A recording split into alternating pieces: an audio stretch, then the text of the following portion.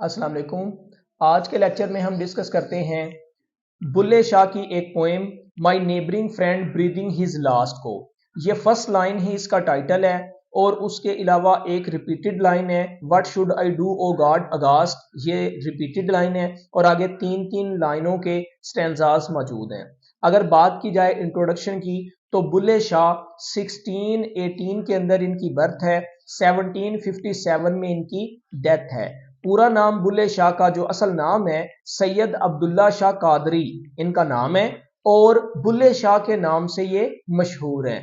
और ये चूंकि पंजाबी पोएट हैं, पंजाबी शायर हैं, तो इन्होंने पंजाबी सूफी पोएट के नाम से बहुत नाम कमाया, ह्यूमनिस्ट के नाम से बहुत ज्यादा नाम कमाया है। और ये पंजाबी के अंदर लिखी गई एक पोएम है जिसको पंजाबी में कहते हैं उठ गए गवांडों यार रब्बा हुण की करिए। तो इसको ट्रांसलेट ए आर लूथर ने किया है। A R Luther Abdul Rauf Luther के नाम से हैं और ये जो अब्दुल रऊफ लूथर हैं ये 16 साल की उम्र में, पहले ये जो है वो हिंदू फैमिली में इनकी पैदाइश है और 16 साल की उम्र में इन्होंने इस्लाम कबूल किया। इन्होंने my neighbouring friend breathing his last Bulle Shah की इस पोएम को इंग्लिश में ट्रांसलेट किया है। ये था हल्का सा इंट्रोडक्शन। अब इसकी टेक्स्ट को डिस्कस करते हैं और जो फिगर ऑफ स्पीच इसके अंदर यूज की गई हैं उनको देखते हैं। तो स्टार्ट करते हैं। My neighbouring friend breathing his last, मेरा हमसाया दोस्त अपनी आखिरी सांसें ले रहा है। यहां पर जो हमसाया दोस्त है बुल्ले शाह का वो डेफिनेटली उनके एक रूहानी पेशवा हैं जिनका नाम था शाह अनायत। शाह अनायत को वो दिलो जान से प्यार करते थे और उनका एहतराम करते थे। इसी वजह से वो कह रही हैं कि मेरा नेबरिंग फ्रेंड, उनकी तरफ इशारा, वो आखिरी सांसें ले रहा है, वो ऐसे कह लें कि बिस्तरे मरग पे पड़ा है। व्हाट शुड आई डू, मैं क्या कर सकता हूं या मैं क्या करूं, मुझे क्या करना चाहिए। ओ गॉड, ओ खुदाया, अगॉस्ट, मैं तो खौफजदा हूं, दहशत जदा हूं। क्योंकि जब कोई इंसान मर रहा होता है तो हम सिवाय खौफ खाने से और बेबसी के कर कुछ भी नहीं सकते। इसलिए नेक्स्ट लाइन है ही इज टू लीव, उसे जाना है। नाउ कांट रिमेन, वो अब इस दुनिया में नहीं रह सकता, क्योंकि जाने वाले को ना रोको कि भरम रह जाए। तुम पुकारो भी तो कब उसने ठहर जाना है। तो जो मरने वाला है वो ठहरने वाला तो नहीं, इसलिए पोएट कहते हैं उसे जाना है, वो नहीं रह सकता। Companions ready to catch the train, और जो दोस्त हैं वो गाड़ी पकड़ने या ट्रेन पकड़ने के लिए तैयार हैं। ऐसे कह ले कि कोई आज जा रहा है, कोई कल जा रहा है, मौत की ये दा ट्रेन, ट्रेन को स्पेसिफाई कर दिया गया है दा लगा के। इसका मतलब है मौत की गाड़ी, मतलब जब मौत आएगी तो सब ने निकलना है। What should I do O God aghast, ओ खुदाया मैं क्या करूं, मैं दहशत जदा हूं। नेक्स्ट देखें, on every side D camping talk. Camp का मतलब होता है खेमे लगा देना और डी कैंपिंग का मतलब है खेमे उखाड़ देना। तो हर तरफ से खेमे उखाड़ने की बातें हो रही हैं। खेमे उखाड़ने की बातें होने से मुराद ये है कि कोई इस गली में मर रहा है, कोई उस बाजार में जा रहा है, तो हर जगह से हर तरफ से मरने की और यहां से जाने की बातें हो रही हैं। At every place are shrieks in stock, हर जगह पर चीखो पुकार का हजूम है। स्टॉक से मुराद ज्यादा लोग जो इकट्ठे चीखो पुकार कर रहे हैं, हर जगह से चीखो पुकार की आवाजें बुलंद हो रही हैं। What should I do O God aghast, ओ खुदाया मैं दहशत जदा हूं, क्या करूं। Flare up flames in heart too high, बहुत ज्यादा बुलंदी तक मेरे दिल के जो शोले हैं वो भड़क रहे हैं। फ्लेयर अप, ऊपर को उठना, भड़कना, फ्लेम्स शोलों का, इन हार्ट टू हाइट मतलब बहुत ज्यादा बुलंदी तक मेरे दिल में शोले प्रवास कर रहे हैं, बुलंद हो रहे हैं। फार, क्योंकि visible is not charming site, जो चीज मुझे नजर आ रही है वो कोई दिलकश मंजर नहीं है। विजिबल से मुराद जो नजर आने वाला नजारा है, साइट से मुराद यहां पर वो मंजर जो देखना है, जो नजर आ रहा है वो देखने के काबिल ही नहीं, चार्मिंग, दिलकश या प्यारा। ऐसे कह लें कि जब महबूब दुनिया से रुखसत हुआ है तो उसके जाने के बाद जितने भी हसीन मनाजर थे वो सारे के सारे जो है बेरंग और बेकैफ हो चुके हैं। अब उनके अंदर कोई चाम नहीं रहा, हर तरफ अंधेरा ही अंधेरा नजर आ रहा है पोएट को। नेक्स्ट है what should I do O God aghast, ओ खुदाया मैं दहशत ज़दा हूं, मैं क्या करूं। नेक्स्ट विदाउट हिज लव, उसकी मोहब्बत के बगैर। बुल्ला इन लॉस, बुल्ला जो है वो खसारे में है। अब हिज का एच कैपिटल है, जिसका मतलब है कि अल्लाह की मोहब्बत के अलावा, अल्लाह की मोहब्बत के सिवाय बुल्ला इन लॉस, बुल्ला जो है वो खसारे में है। यहां आप ये समझ लें कि अगर बुल्ले को अल्लाह की मोहब्बत नसीब नहीं हुई या फिर उसे अपने महबूब की मोहब्बत नसीब नहीं हुई तो वो तो खसारे में है। क्यों? क्योंकि अगर अल्लाह की मोहब्बत नसीब हो गई या महबूब की मोहब्बत नसीब हो गई, उसकी जिंदगी का जो एक मकसद था, जो एक मिशन था, वो पूरा हो गया, फिर तो ठीक है। अदरवाइज अगर बुल्ले को वो नसीब ना हुई, मतलब मोहब्बत ना मिली, कैन हार्डली डिवेल हियर और अक्रॉस, तो फिर तो बुल्ले शाह ना इस दुनिया में रह सकते हैं ना अगली दुनिया में रह सकते हैं। अक्रॉस से मुराद है पार, मतलब अगली दुनिया। हियर से मुराद है इस दुनिया में। हार्डली डिवेल, बमुश्किल ही रह सकता है। डिवेल का मतलब होता है प्लेस, जहां आप रुकते हो या रहते हो। कि उसकी मोहब्बत के अलावा बुल्ला खसारे में है, घाटे में है, ना उसका यहां पर गुजारा होगा और ना आगे उसका बसर होगा। What should I do O God aghast, ओ खुदाया मैं क्या करूं। यहां पर कुछ फिगर ऑफ स्पीच इस पोएम में यूज की गई हैं। इजी ट्रांसलेशन के बाद उन फिगर ऑफ स्पीच को डिस्कस करते हैं और उसको देखते हैं। एसोनेंस क्या होता है? रिपीटिशन ऑफ वाउल साउंड और letters in the same line. जब एक ही लाइन के अंदर वाउल साउंड या वाउल लेटर रिपीटेड होते हैं तो इन रिपीटिशन को हम एसोनेंस कहते हैं। वो आगे मैं बताता हूं एसोनेंस कहां कहां यूज हुआ है। इसके अलावा एक है कॉन्सोनेंस। कॉन्सोनेंस क्या होता है? रिपीटिशन ऑफ कॉन्सोनेंट साउंड्स और कॉन्सोनेंट लेटर्स।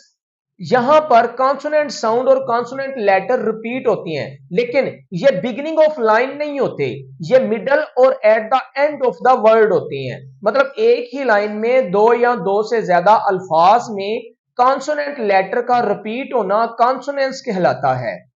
लेकिन यहां पर एलिट्रेशन और कॉन्सोनेंस को अगर हम इकट्ठा समझना चाहें तो इजीली समझ सकते हैं। एलिट्रेशन होता है repetition of initial consonant in the same line. जब इनिशियल कॉन्सोनेंट एक ही लाइन में दो या दो से ज्यादा वर्ड्स में रिपीट होता है तो उसे एलिट्रेशन कहते हैं। यहां देखें, इनिशियल कॉन्सोनेंट का मतलब है लफ्ज के आगाज में। कॉन्सोनेंट साउंड का लफ्ज के आगाज में रिपीट होना एक ही लाइन में एलिट्रेशन होता है, और कॉन्सोनेंट साउंड का दरमियान में या एंड पर एक ही लाइन में दो लफ्जों में रिपीट होना एसोनेंस होगा। उसके बाद एनाफोरा क्या होता है? रिपीटिशन ऑफ वर्ड्स और फ्रेजेस इन टू और मोर देन टू लाइंस। दो या दो से ज्यादा लाइंस के अंदर जब सेम वर्डिंग या फ्रेजेस रिपीट किए जाते हैं तो इसे हम एनाफोरा कहते हैं। अब आते हैं फिगर ऑफ स्पीच को लाइन बाय लाइन डिस्कस करने के लिए। एक कैयुरा भी यूज किया गया है। जब हम कैयुरा कहते हैं कोमे के जरिए या फिर किसी और पंचुएशन मार्क के जरिए जब हम सेंटेंस में ब्रेक या पास करते हैं तो इसे कैयुरा कहते हैं। अब यहां पर अगर हम लाइन नंबर 3 को देखें तो ही इज टू लीव, उसे जाना है। नाउ कांट रिमेन, वो अब यहां नहीं रह सकता। तो यहां रिमेन के बाद, लीव के बाद कोमा यूज करके, यहां पर जो है वो पंचुएशन मार्क यूज करके सेंटेंस में ब्रेक या पास क्रिएट किया गया है। इस ब्रेक या पास को कैयुरा कहेंगे। अब इसके बाद हम देखते हैं एलिट्रेशन को। लाइन नंबर 7, 9 और 13 में repeated initial consonant sounds in two और मोर देन टू वर्ड्स हमें देखने को मिलेगा। लाइन नंबर 7 में अगर हम देखें, at every place are shrieks in stock. Shrieks S letter है, स्टॉक्स एस लेटर है, वर्ड के स्टार्ट पर है, इनिशियल कॉन्सोनेंट है, इसलिए ये एलिट्रेशन कहलाएगा। अगर लाइन नंबर 9 को देखें, फ्लेयर अप फ्लेम्स। यहां पर ये जो एफ एफ है ये consonant repeated letter in the beginning of the word है।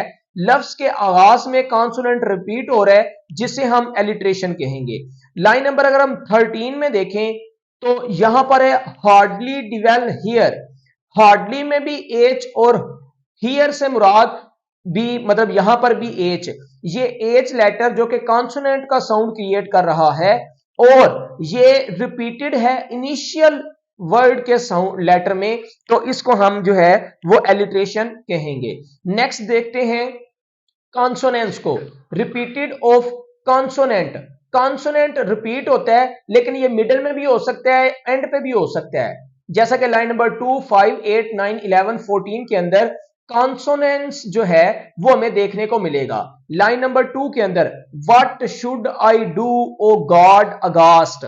अगास्ट के आगे भी टी रिपीटेड लेटर है जो कि कॉन्सोनेंट साउंड है।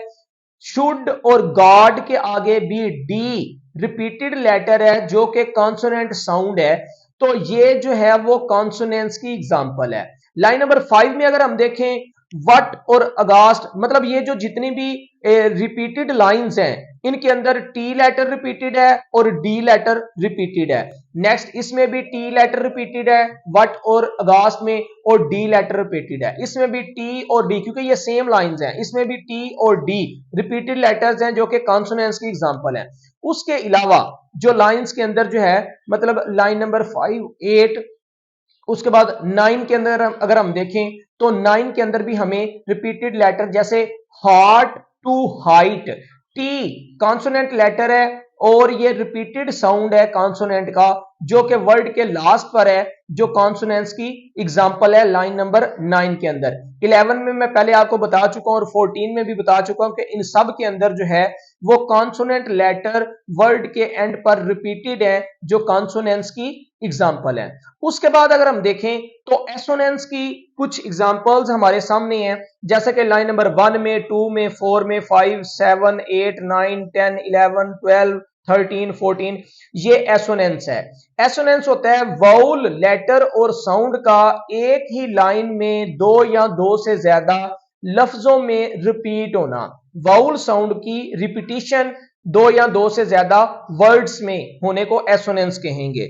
जैसा कि लाइन नंबर 1 में देखें तो नेबरिंग फ्रेंड ब्रीदिंग हिज, यहां आई का लेटर रिपीटेड है जो कि एक वाउल साउंड है। उसके बाद लाइन नंबर 2 में देखें तो शुड ओ गॉड, ये जो ओ लेटर है रिपीटेड साउंड मतलब वाउल साउंड, और इसी तरह ए भी रिपीटेड साउंड। अब जितनी भी ये हाईलाइटेड लाइंस हैं रिपीटेड लाइंस, इनके अंदर ये जो ओ लेटर है ये रिपीटेड है और जो ए है वट के अंदर और अगास्ट के अंदर ए और ओ ये रिपीटेड है जो कि एसोनेंस की एग्जांपल है। इसके अंदर भी एसोनेंस है, इसके अंदर भी एसोनेंस है और इसके अंदर भी एसोनेंस है। इसके अलावा जो लाइन नंबर 4 है अगर हम उसमें देखें तो कंपेनियंस और कैच द ट्रेन, ये ए लेटर जो है वो रिपीटेड होता हुआ नजर आ रहा है जो कि वाउल साउंड है और एसोनेंस की एग्जांपल है। नेक्स्ट अगर हम देखें तो लाइन नंबर 5 मैं ऑलरेडी डिस्कस कर चुका हूं। लाइन नंबर 7 के अंदर यहां पर शरीक इन, यहां आई का लेटर जो है वो वाउल साउंड रिपीटेड है जो एसोनेंस की एग्जांपल है। नेक्स्ट अगर हम आगे चलें तो लाइन नंबर 9 के अंदर फ्लेयर और फ्लेम, हॉट, हाइट, यहां पर फ्लेयर और फ्लेम के अंदर भी ए लेटर जो कि वाउल साउंड है रिपीटेड है एसोनेंस की एग्जांपल है। और भी एसोनेंस की एग्जांपल जैसे विजिबल, इज, चार्मिंग, साइट, ये जो आई का लेटर है ये रिपीटेड है तो ये वाउल साउंड है जो कि एसोनेंस की एग्जांपल है। नेक्स्ट अगर हम देखें तो लाइन नंबर 11 के अंदर भी रिपीटेड मैं ऑलरेडी डिस्कस कर चुका हूं। 12 के अंदर भी रिपीटेड, लव के अंदर भी ओ आ रहा है, लॉस के अंदर भी ओ मतलब के वाउल साउंड रिपीटेड है जो कि एसोनेंस की एग्जांपल है। अगर लाइन नंबर 13 में देखें can hardly dwell here, E letter भी रिपीटेड है और ए लेटर भी रिपीटेड है जो कि वाउल साउंड है जिसे हम एसोनेंस कहेंगे। और लास्ट जो है वो ए लेटर वट और अगास्ट के अंदर और शुड और ओ गॉड, तो यहां पर ओ लेटर रिपीटेड जो कि एसोनेंस की एग्जांपल है। Thank you for watching this video. अस्सलाम वालेकुम।